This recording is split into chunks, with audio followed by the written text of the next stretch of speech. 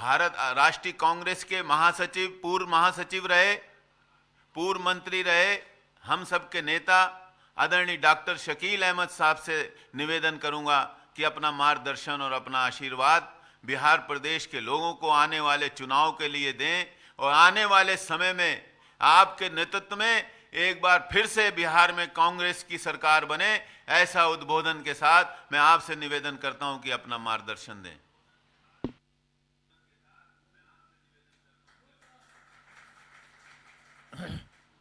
बहुत धन्यवाद कपूर साहब।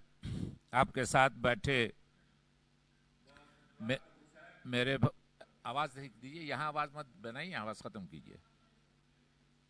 मेरे भाई समान प्रमोद तिवारी जी, आपके साथ बैठे बिहार से विशेष रिश्ता रखने वाले हमारे समधी कैप्टन अजय यादव जी, और बिहार के ही वो समधी हैं, हमारे अलायंस पार्टनर के हैं, वो बिल्कुल मजबूती से कई पुश्तों से कांग्रेस में है, कैप्टन अजय यादव जी, रंजीत रंजन जी, अलका लामा जी, बिहार में मदन मोहन झा जी, सदानंद बाबू, कृपानाथ पाठक जी, प्रेम जी, ब्रजेश पांडे जी, राजेश राठौर जी, और जो यहाँ बैठे हों हमारे अध्यक्ष जी, यहाँ शीतलांबर जी, भावना झा जी विधायक, अनीता जी, दीपक जी, ज्योतिरमन झा जी, हमारे किसान कांग्रेस के हिमांशु जी, और काफी बड़ी तादाद में कांग्रेस जन यहाँ बैठे हैं। बिहार के भी कुछ पदाधिकारी गण हैं और स्वाभाविक रूप से जिले में काफी लोग अटैच हुए हैं, इस कार्यक्रम को देख रहे हैं। समय कम है मगर दो तीन बातें जो मैं कहना चाहता हूं। मैं सबसे पहले ये बताना चाहता हूं कि बिहार की स्थिति पिछले 15 सालों में प्रचारित कुछ की गई, सच्चाई और वास्तविकता कुछ है, और अगर 15 सालों की बात करने लगें तो शायद बहुत समय लगेगा।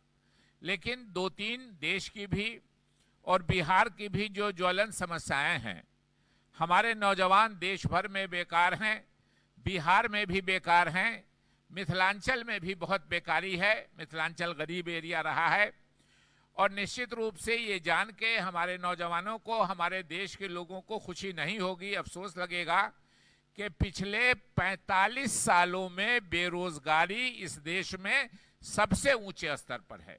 जब भारतीय जनता पार्टी और जो उनके सहयोगी दल हैं बड़े पुराने, एक साल हमारे साथ थे नीतीश जी, उनके जो जदयू पार्टी है, इनका नारा था और इनका दावा था कि देश में 2 करोड़ लोगों को, नौजवानों को हर साल रोजगार मिलेगा। अभी कोविड आने के बाद लगभग 2 करोड़ 25 लाख लोग बेरोजगार हुए हैं। नोटबंदी में जो लोग बेरोजगार हुए थे वो अलग हुए थे, और स्वाभाविक रूप से हिंदू मुस्लिम में बंटवारे की कोशिश करते हैं। इस देश का हर आदमी जानता है कि अगर गरीबी ज्यादा है तो चूंकि जनसंख्या हिंदू समाज की ज्यादा है, इसलिए सबसे ज्यादा गरीब बेचारा हिंदू समाज का लोग होगा। बेरोजगारी अगर सबसे ज्यादा है 45 सालों में, तो जनसंख्या हिंदू समाज की ज्यादा है, सबसे ज्यादा बेरोजगार हिंदू समाज का लोग होगा। लेकिन एक मूर्ख बनाने के लिए 80% हिंदू समाज को 15% मुस्लिम समाज से लड़ाने का षड्यंत्र जो एनडीए के लोग, जो भाजपा उसके सहयोगी दल करते हैं, देश के लोग अब उस बातों को समझने लगे हैं। अभी चर्चा की भावना झा एमएलए साहिबा ने, कोविड के बाद जो लोग लॉकडाउन हुआ, एक तो नरेंद्र मोदी जी ने देर से लॉकडाउन किया, राहुल गांधी जी ने फरवरी के शुरू में कहा था कि कोरोना की बहुत जबरदस्त बीमारी से भारत परेशान होने वाला है, उस पर ध्यान दीजिए। मगर मोदी जी पहले ट्रंप जी को बुला के नमस्ते ट्रंप करते रहे, उसके बाद मध्य प्रदेश की सरकार गिराने के इसमें उन्होंने ध्यान नहीं दिया और लॉकडाउन फरवरी में किया। दुनिया के जिस देश ने भी लॉकडाउन किया उसने अपने देश के लोगों को कहा कि हम 1 हफ्ते के बाद, 10 दिन के बाद लॉकडाउन शुरू करेंगे, आप अपनी अपनी जगह पकड़ लीजिए। लेकिन मोदी जी ने हड़बड़ाहट में समय के पहले एक तरह से लॉकडाउन किया और समय नहीं दिया हमारे गरीब लोगों को अपनी अपनी जगह पकड़ने का। और मजदूरों के साथ जो इस प्रदेश में, वैसे देश भर में हुआ, और दो जो बड़ी गलती मैं मानता हूं, स्वास्थ्य विभाग, कोविड बीमारी, स्वास्थ्य विभाग राज्य सरकारों के अंदर में है। देश भर में यह गड़बड़ी हुई है और बिहार में बहुत ज्यादा गड़बड़ी हुई है। स्वास्थ्य विभाग राज्य सरकार के अंडर में होता है और सारे अस्पतालों का सारा ये मोदी जी ने अपने हाथ में ले लिया कि महाभारत की लड़ाई हम 18 दिन में जीते थे, ये महाभारत से बड़ी लड़ाई है, हम 21 दिन में जीत जाएंगे। और पूरे हेल्थ सिस्टम को, राज्यों के और बिहार को भी बर्बाद करके रख दिया। और किसी डॉक्टर को समझ में नहीं आया, ब्लॉक के डॉक्टर, जिला के डॉक्टर, पीएचसी के डॉक्टर, ये सब राज्य सरकार के अधीन में है और भारत सरकार के दिशा निर्देश क्या है उसमें वो कंफ्यूज किए। दूसरा, जो लॉकडाउन हुआ, लॉकडाउन इंप्लीमेंट करने की जो प्रशासन की जिम्मेदारी है, जो पुलिस की जिम्मेदारी है, वो राज्य सरकारों की होती है। लेकिन मोदी जी ने उसको अपने हाथ में ले लिया और भारत सरकार दिशा निर्देश जारी करने लगी। हमारे पुलिस प्रशासन के लोगों को भी नहीं मालूम था कि किसको रोकना है, किसको नहीं रोकना है। इस वजह से देश में और बिहार में समस्याएं बढ़ी हैं। अभी बाढ़ में भी दो बातों से नीतीश सरकार के प्रति लोगों की नाराजगी है ताजा दिनों में।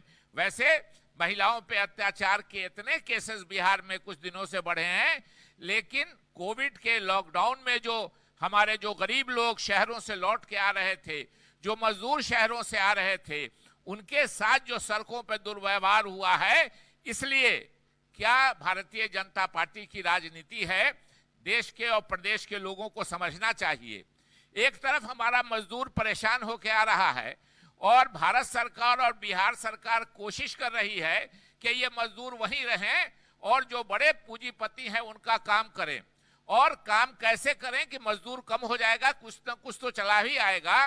तो मजदूरों के जो काम करने का था कि 8 घंटे काम करना है मजदूर को, उसको बिहार के लोगों को जानना चाहिए। जो सुन रहे हैं, भारतीय जनता पार्टी की यूपी की सरकार ने, भारतीय जनता पार्टी की मध्य प्रदेश की सरकार ने, भारतीय जनता पार्टी की और सरकार ने भी उस 8 घंटे जो मजदूर को काम करना है उसको बढ़ा के 12 घंटे कर दिया कि इन मजदूरों को, बिहारी मजदूरों को और जो दूसरे गरीब प्रदेश है उनके मजदूरों को हम जबरदस्ती दिल्ली और बड़े शहरों में रोक लें और इन्हीं से काम करवावें, बड़े सेठ साहूकारों का।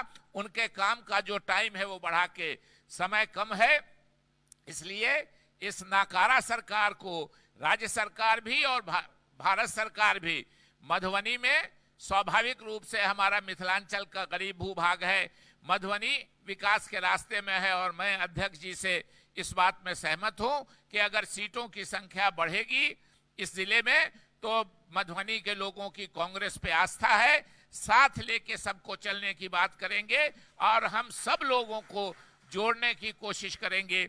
इसलिए आपका केंद्रीय नेतृत्व से भी आग्रह है कि पिछले बार 2 सीटें मिली थी, इस बार निश्चित रूप से दोनों लोकसभा क्षेत्र में को बैलेंस बनाने के लिए इस लोकसभा क्षेत्र में भी और अच्छी सीटें मिले, इसके लिए हम केंद्रीय नेतृत्व से आग्रह करेंगे। वैसे ये पार्टी का मंच नहीं है, मगर फिर भी मौका मिला है तो आपको और प्रदेश नेतृत्व को भी एक बात कहना चाहते हैं और एक बात कह के अपनी बात खत्म करना चाहते हैं। किसान प्रधान देश है हमारा, हमारा जिला भी किसान का है। हमारे देश के किसानों को शायद नहीं मालूम होगा, मोदी जी जब आए थे, एनडीए की जब सरकार आई थी तो ये वादा करके आए थे कि हम किसानों की आमदनी जो है वो दुगुनी करेंगे।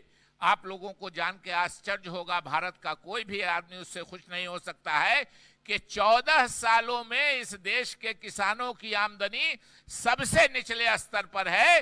नौजवानों की बेरोजगारी 45 साल में सबसे ऊंचे के स्तर पर है और किसानों की आमदनी 14 साल में सबसे नीचे के स्तर पर है। ये नीतीश कुमार जी और उनके जो गठबंधन है मोदी जी, उनका ये क्रियाकलाप है और महिलाओं पर लगातार अत्याचार इसमें बढ़ रहा है। बाढ़ के समय में मिथिला से मखाना है और भी चीजों का है। हमको इस कोविड में निश्चित रूप से जो मिथिला पेंटिंग के लोग हैं उन्होंने मास्क पर और दूसरी चीजों पर उसका प्रचार किया है, उनको प्रोत्साहन मिलना चाहिए। हमारी सरकार आएगी तो निश्चित रूप से मखाना की खेती हो, मखाना का कारोबार हो, उस पर हम लोग काम करेंगे आगे। जो मधुबनी पेंटिंग्स है उस पर ये करेंगे। घर के नजदीक रोजगार मिले, जो हमारे मजदूरों का पलायन नहीं हो। उद्योग जो बंद हैं उनको खोलने का प्रयास करेंगे। बार बार 15 सालों से ये वादा करके आ रहे हैं। कांग्रेस की सरकार 1990 से इस देश में नहीं है, इस प्रदेश में नहीं है। 90 से बिहार में कांग्रेस की सरकार नहीं है। जब कांग्रेस की सरकार थी तो चीनी मिलें खुली हुई थी हमारी। आपस में नया कारखाना क्या खोलेंगे? जो चीनी मिलें खुली थी उसको भी बंद कर दिया गया है। इसलिए हम आग्रह करना चाहते हैं बिहार के लोगों से, मधुबनी और मिथिलांचल के लोगों से। और हाँ, एक बात और भी जानकारी अध्यक्ष जी ने दिया है और ये चर्चा का विषय है कि पहले अनिवार्य विषय में मैथिली हटाई गई थी और उसी पर अन्याय हुआ था। हम लोग उसका विरोध कर रहे थे। मैंने बोट क्लब पे धरना भी दिया था कि मैथिली को ये किया जाए, मगर अब संस्कृत को, उर्दू को और बंगला को, इनको भी अनिवार्य विषय से हटा दिया गया है। हमारी भाषाई एकता, हमारी आपसी सामाजिक संस्कृति, वो अगर उसमें कोई विभेद करता है, कोई भेद डालता है, भाषा के साथ ये करता है, तो मैं समझता हूं नई शिक्षा नीति में तो किया है, उस पर विचार से अभी इतना कम समय में नहीं होगा, लेकिन निश्चित रूप से ये कंट्राडिक्शन है। एक तरफ आप कहते हैं मातृभाषा में होनी चाहिए और दूसरी तरफ जो मातृभाषा है उसको हटा रहे हैं लोगों की। तो ये दोहरा चरित्र पूंजीपतियों का ये है, जो कि लास्ट में एक लाइन कह के बिहार के लोगों को संबोधित करके खत्म करेंगे अपनी बात। मैंने कुछ ज्यादा समय ले लिया, क्षमा प्रार्थी हूं। कि आप जो यहाँ मोदी सरकार है, ये लोगों के जीवन उत्थान, कहते हैं कि कांग्रेस ने क्या किया 70 सालों में। आज जो मोदी सरकार बेच रही है वो कांग्रेस का ही किया हुआ बेच रही है। चाहे LIC बेचे, चाहे BSNL बेचे, चाहे रेलवे स्टेशन बेचे, चाहे हवाई अड्डा बेचे, चाहे ट्रेनें बेच रही हैं, चाहे हिंदुस्तान एरोनॉटिक्स बिक रहा है। जो चीजें कांग्रेस ने अपने शासन में बनाई थी उन चीजों को बेच के मोदी सरकार कारोबार कर रही है। देश के सीमाओं की जो स्थिति है, सिर्फ मोदी जी के 56 इंच की छाती की छवि नहीं खराब हो, इसलिए देश से झूठ बोल रहे हैं। और जिसका नतीजा जानते हैं, मोदी जी ने कह दिया कि इस देश में कोई नहीं आया, कोई नहीं आया था। अब जब भी बैठक होती है, कल पूरा लेख आया पेपर में, चीन यही कहता है कि भाई आपके मुख्य प्रधानमंत्री ने कह दिया कि कोई देश में घुसा नहीं है, कोई नहीं आया है, तो हमको आप लोग क्यों बोलते हैं कि सीमा से पीछे हट जाइए? हमारे आप ही के प्रधानमंत्री ने दुनिया को कह दिया कि कोई नहीं आया। मोदी जी की अपनी छवि बचाने की प्रयास के कारण आज इस देश को नुकसान हो रहा है। ये बिहार के लोगों को समझना चाहिए। नेपाल भी हमारे लोगों को पर गोली चला रहा है बॉर्डर पे। हमारा पड़ोसी है, हमारा बॉर्डर इस जिले का मिलता है नेपाल से, लेकिन नेपाल भी चीन की शह पर हमको आंख दिखा रहा है। मोदी जी की जो विदेश नीति है वो भी असफल हुई है। इसलिए हम बिहार के लोगों से आग्रह करना चाहते हैं कि संभलिए और इस सरकार को विदाई का समय आ गया है, विदा कीजिए और एक उन्नत गठबंधन की सरकार बना के एक निश्चित रूप से बिहार को विकास के रास्ते पे ले जाइए। बहुत बहुत धन्यवाद। जय हिंद।